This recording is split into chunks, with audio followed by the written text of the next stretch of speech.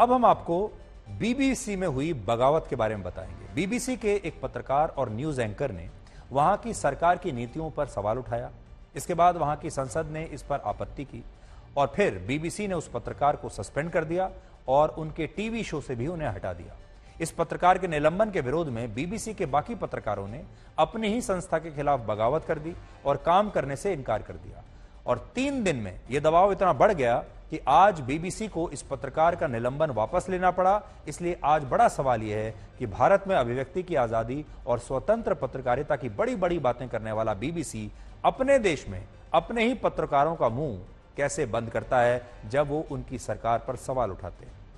BBC ने Britain की सरकार की आलोचना करने वाले अपने जिस टीवी एंकर को सस्पेंड किया, उनका नाम है गैरी लिनेकर। वो बीबीसी पर प्रसारित होने वाले फुटबॉल शो, बड़ा मशहूर शो है, मैच ऑफ द डे को होस्ट करते थे और उन्हें इस शो से हटाने की वजह है उनका एक ट्वीट जिसमें उन्होंने ब्रिटेन सरकार की एक नीति की आलोचना की जो वहां के शरणार्थियों के लिए बनाई गई है।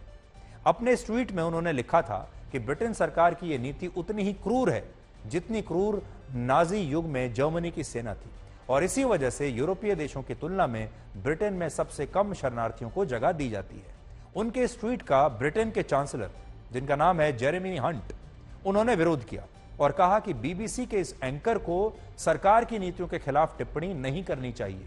और इसी के बाद बीबीसी ने अपने इस टीवी एंकर पर और पत्रकार पर कार्रवाई की और उन्हें सस्पेंड करने के बाद ऑफ एयर कर दिया, यानी अब वो टीवी पर अपना कार्यक्रम प्रस्तुत नहीं कर पाएंगे। हालांकि बीबीसी की इस कार्रवाई का उनके अपने ही संस्था में बहुत विरोध हुआ और संस्था के अंदर बगावत हो गई। बीबीसी के बहुत सारे कर्मचारियों ने इस निलंबन के खिलाफ काम करना बंद कर दिया और जब बीबीसी के मैनेजमेंट पर दबाव बढ़ा तो उसे 3 दिनों में यह निलंबन आज रद्द करना पड़ा। यह पूरा विवाद ब्रिटेन सरकार की नई नीति से जुड़ा है जिसमें कई ऐसे प्रावधान हैं जिन्हें लेकर ब्रिटेन सरकार की आलोचना हो रही है। इसमें यह कहा गया है कि ब्रिटेन में अवैध रूप से आने वाले शरणार्थियों पर कड़ी कार्रवाई की जाएगी, उन्हें जेल भी भेजा जा सकता है। ब्रिटेन की सरकार अब शरणार्थियों को किसी अन्य देश में भेजने की तैयारी कर रही है और इसके लिए उसने वर्ष 2022 में अफ्रीकी देश रवांडा के साथ एक समझौता किया। यह समझौता 5 वर्षों के लिए है और इसके मुताबिक अगर ब्रिटेन में कोई भी व्यक्ति अवैध रूप से रहता हुआ पाया गया तो उसे रवांडा भेज दिया जाएगा। और यही वजह है कि ब्रिटेन की इस नई नीति का वहां अपने ही देश में विरोध हो रहा है। तो वहां पर यह जो नीति बनाई गई है, हमने इस नीति के बारे में पहले भी आपको बताया था, क्योंकि अब ब्रिटेन की जो सरकार है वो वहां लगातार आने वाले शरणार्थियों की वजह से बहुत परेशान हो रही है। लेकिन यहां बीबीसी के दोहरे मापदंडों को अब आपको समझना होगा। बीबीसी दूसरे देशों में अभिव्यक्ति की आजादी की बात करता है। अगर ऐसी कोई घटना भारत में हो जाए तो भारत में इसे लोकतंत्र से तुरंत जोड़ दिया जाता और बीबीसी कहता कि भारत में पत्रकारों की आवाज दबाई जा रही है, मीडिया की आवाज दबाई जा रही है। और अक्सर ये लोग बात कहते भी हैं कि यहां पर किसी को सरकार से सवाल नहीं पूछने दिया जाता, लेकिन ब्रिटेन में वो अपने ही एक पत्रकार को कैसे हटा देते हैं ये आप देखिए।